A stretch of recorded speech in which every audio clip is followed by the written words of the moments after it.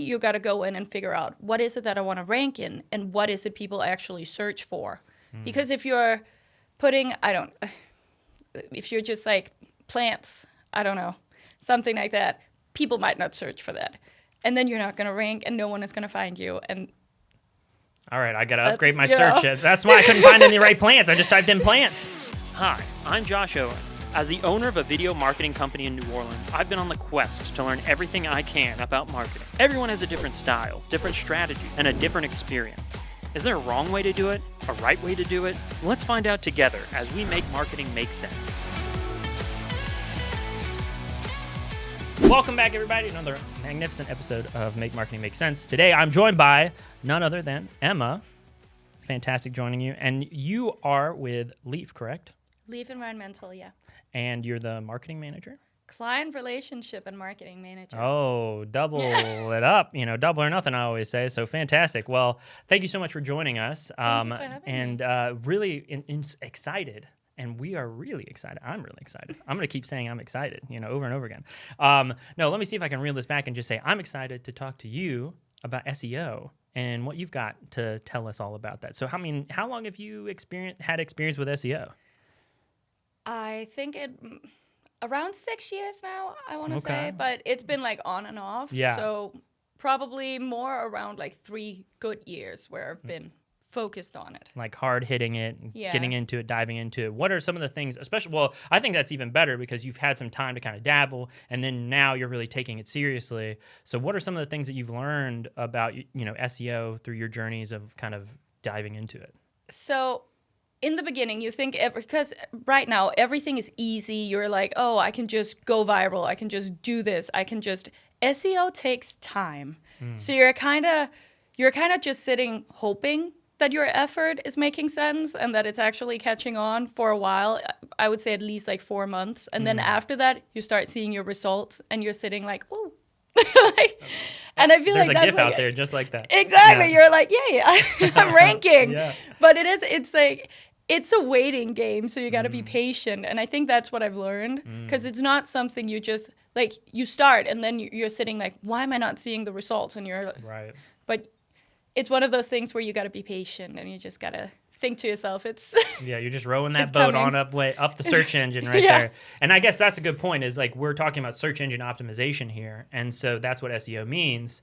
But I guess when you're on this journey that you're talking about of just, steady incremental growth, what were some of the, things that you did along the way that you noticed maybe bumped you up like 10 spaces up higher in the search engine results? Well, it was, so at Leaaf Environmental, we do a lot of blog posts, and it was when we actually started targeting the markets we wanted to grow in. So it was just throwing out the right keywords and making sure that we were doing the correct kind of back work. Yeah. So with SEO, it's difficult to talk about without actually getting into what SEO is because it is like a lot of keywords.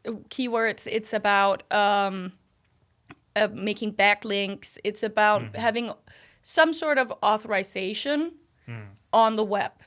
So anyone who can link to you, so any organization you're a part of, if they can put your logo on the website, link back to your website, it's going to somehow give you some sort of authorization that what you're doing is good and is like something other people agree with. Right. So the more links you get, the higher you can rank. And then you got to focus on the keywords where you got to kind of pull them in and make sure that you're not kind of fighting with other people too much because it's as an environmental consulting firm, if I was just like environmental consulting firm in the US, we're a local consulting firm. So the chance of that being out, or like where we're number one, might be a little more slim. So if we'll say environmental consulting firm in Louisiana, we might be able to rank right there. Right. Which we do. All right. Yeah, take that, other environmental consulting companies. We are on 1.5. Oh, nice. That's a good number. I like that. It's a really good number. Yeah, prefer it just being number one, but oh man, it's like you're right up there. I mean, so when you're talking about especially, trying to, because basically what you're saying is you're trying to be specific. Yeah. And so is there ever going too specific, or is that not a thing? It can be a thing. So one of the most important things is doing your back research. So you got to make sure that your site is crawlable by Google and Bing, mostly Google, because I think they have about 85% of the market share. Yeah. So if your site can't be crawled by Google, no one is going to be able to find you. So that's the first part. Then you got to go in and figure out what is it that I want to rank in and what is it people actually search for. Because if you're putting, if you're just like plants, I don't know, something like that, people might not search for that. And then you're not going to rank and no one is going to find you. And all right, I got to upgrade my search. That's why I couldn't find any right plants. I just typed in plants. Just typed in plants. But, if you're going to say Monstera or blocker plant, because that is a thing, then you might find more people are searching for it and you're going to be more visible. But if we say if we're trying to compete with the biggest environmental firm in the US, if we're putting the exact same keyword that they use, we're not going to be the ones being number one because they're bigger. They have a bigger audience. They have more authority. They're more well known. We're not going to be number one. Right. Hopefully we can be on page one, because I think it's only about 75% of people click on the first side, and only 25 actually pass. Right, absolutely. So you kind of want to make sure that your keyword is specific, but not too specific, because you still want to be visible. Right. All of this, there's a lot of SEO tools. I like to use SEMrush.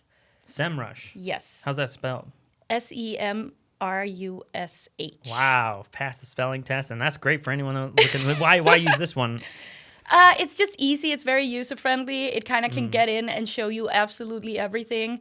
You put in a keyword, it's going to show you multiple different types of keywords you could use, how they're ranking. So you want one with a lot of people searching for it, but also low competition in it. Interesting. So the more you kind of balance that out, that's where you want to figure out how to.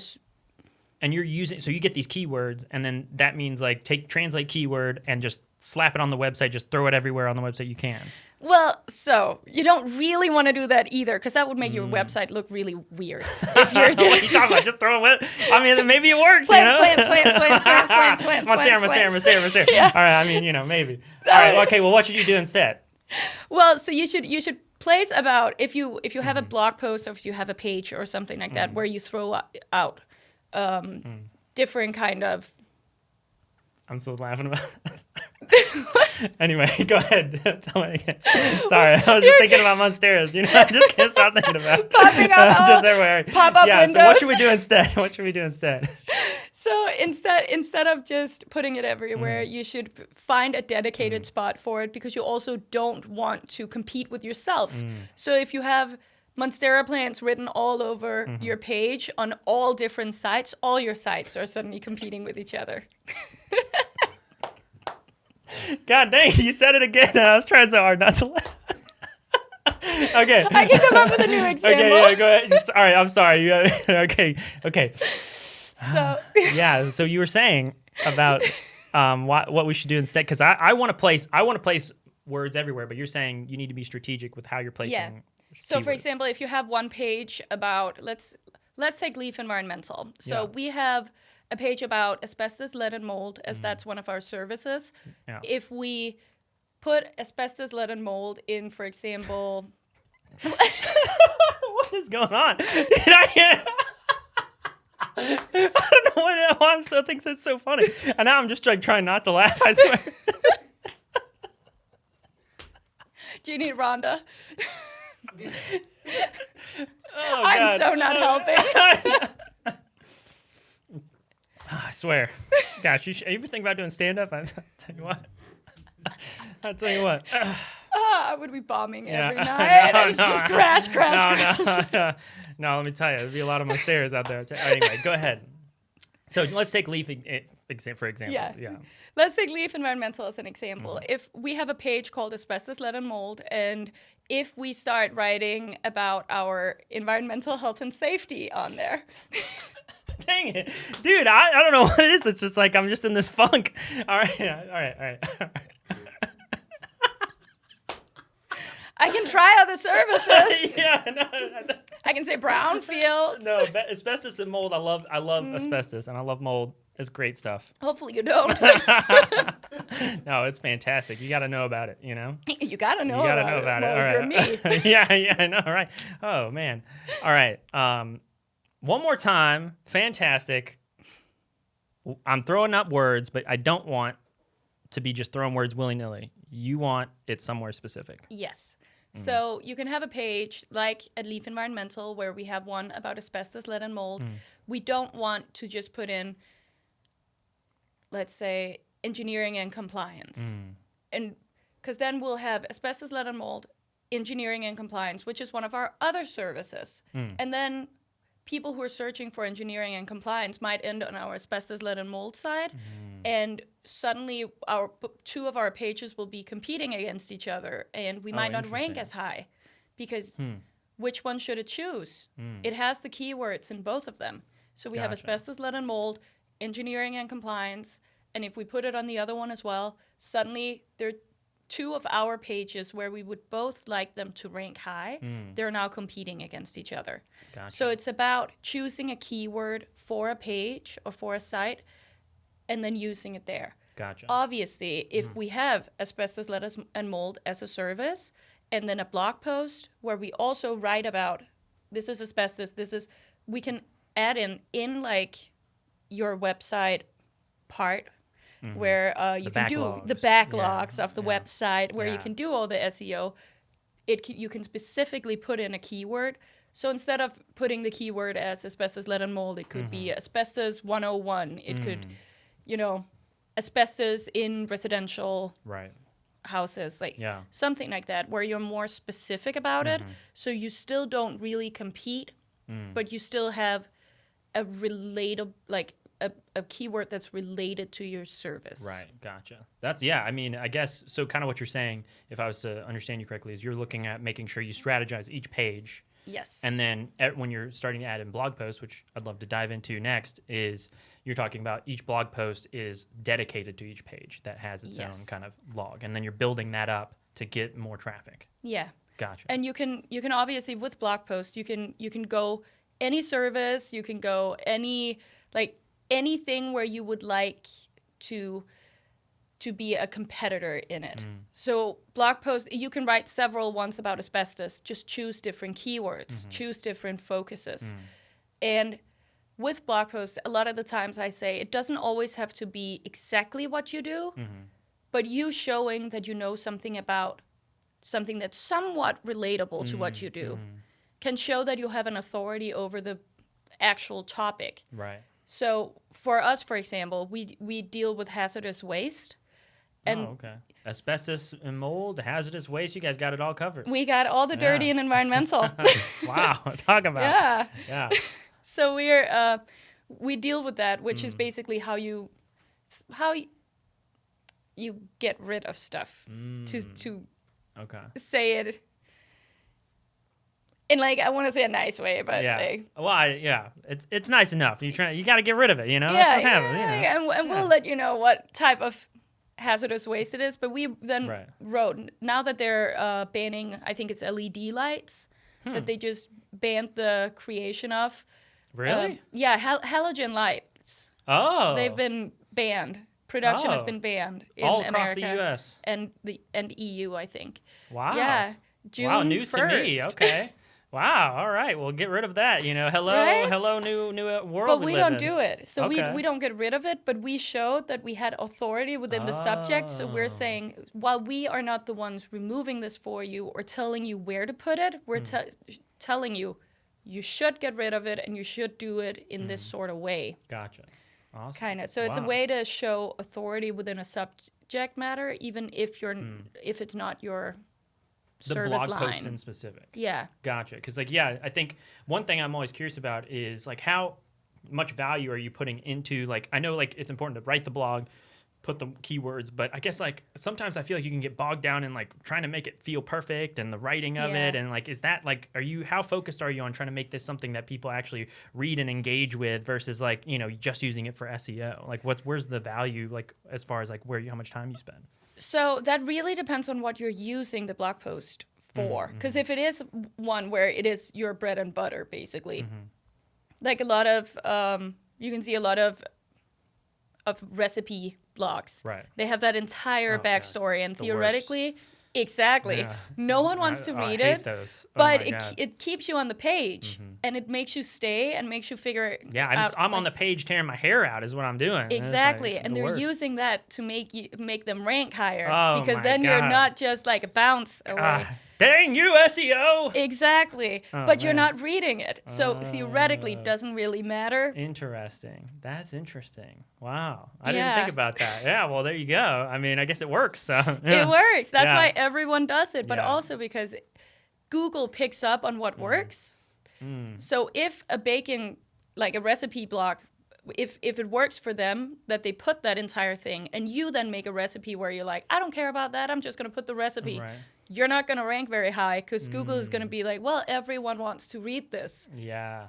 Gotcha. Read. Yeah. But like basically you have to play to what Google wants, and Yeah. that's what you're doing with the blog post. You're kind of aiming for that strategy. So if you're searching for like dog food, you can see that a lot of the time what people actually read and the top 10 searches are normally something like, we recommend this dog food, 10 best dog foods of 2024. Right. You know, Wow. it's rankings. Yeah. So if you want to rank high within dog food, you should probably do a post like that.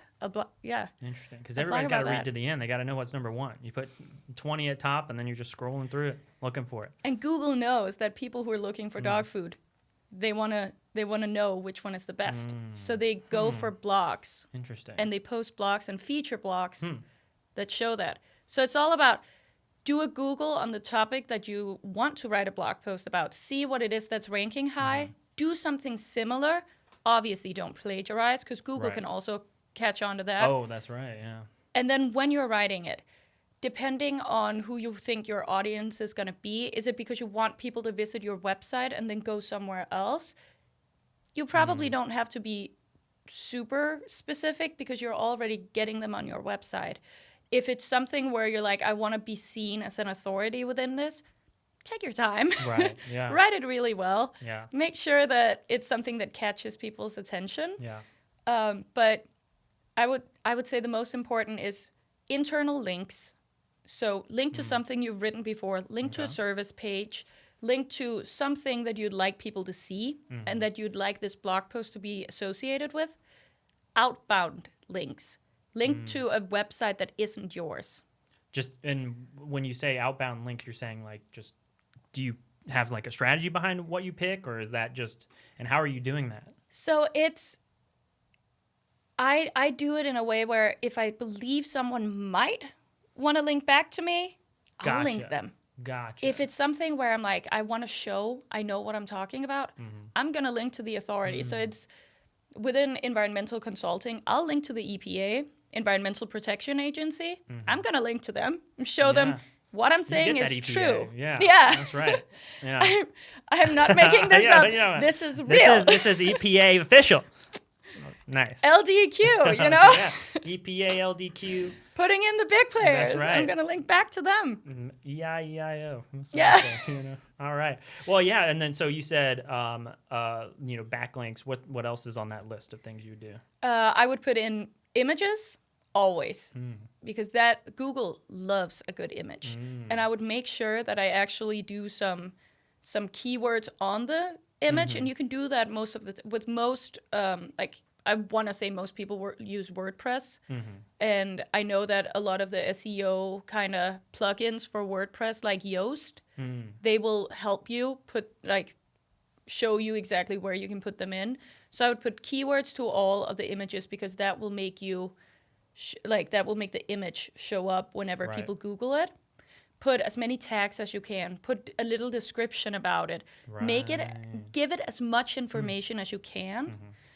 I would say, so that's like the main part, put a featured image so that when people Google, they're going to see a photo.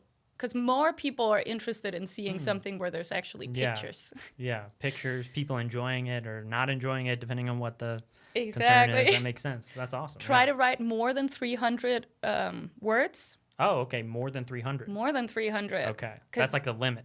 Like, that's like the where it starts. Like, it's got to be 301 or nothing. Yes. 100%. Okay. Why is that? I don't know, but for some reason, We'll Google just loves it. Google's like, dang, that's 301 words. Like, get that up there. All right. Make them rank. Yeah, okay, good to know. Yeah, and then don't make it just one big, like, blob of text. Put paragraphs. Make it, like, easy to read, because people don't want to sit with just, like, a full page. Then they'd read a book. Right. If people look on something online, they want it easy. They want it right there. They want to know that they're not stuck reading a big, like, long one-page paragraph. They want to see those small, like, three sentences kind of thing that they want to get thrown in. I want little bits, little bursts, and then I'm out, you know? So perfect. And then they want, like, the slug, which is basically the URL that you put in. Normally the page will give you one, and it might be something like ER37021.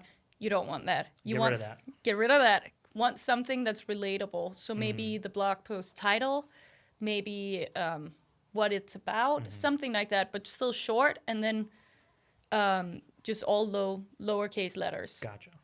Okay. Then you want to put a tag, keyword, and a tag, so people can search for it. You put meta description. Oh my goodness.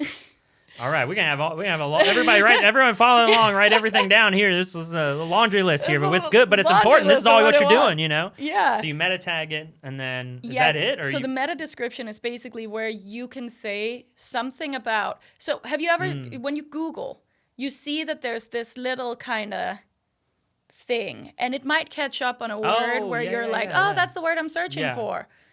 That's the meta description. And that's the little part that you want to show. You want that. Yeah. You want to make sure that that's as keyword friendly as possible. Yes, exactly. Which is the most annoying sometimes when you Google something and it's in the meta description, and then you read what it actually, like what the blog is about, and you don't see the word you're searching for, and you're like, if only. Yeah. So be nice to your readers. You know, that's important too. So don't forget about that. So yeah. That's great. But so meta description is very important. Okay. And then after that, you have your list and you're ready to roll. You're basically ready to roll, yeah. Okay. And then it's just continuing to kind of research within your topics, research within whatever you feel like writing about, so you know that what you're putting out is quality and something people actually want to see. And then slowly you'll start seeing your page pop up in rankings. Wow. Yeah. And just like that, you're off to the races and you're up on the top results of Google. Hopefully, awesome. Yeah. Well, that sounds fantastic. I think that's a great place for us to leave. So I think at this point, you know, why don't you just, you know, give us all a quick shout out for you and Leaf. Like, where can we find you all on the internet, on the socials, all that good stuff? All the good stuff. Well, you can find Leaaf Environmental, I want to say everywhere, but www.leaaf.com. Double A. And I'm Emma Hoeiris. So Hoeiris away, Emma. That you know, I thought I'd try it. Didn't work out, but that's okay. Anyway, well, thank you so much, Emma, for joining us. It's been another fantastic episode of Make Marketing Make Sense, and we'll see you all on the next one. This has been Make Marketing Make Sense, brought to you by Comfystone. If you need video content for social media, your website, or email marketing, hit up Comfystone at comfystone.com and follow Comfystone on Instagram and TikTok. Thanks for watching, and we'll see you on the next one.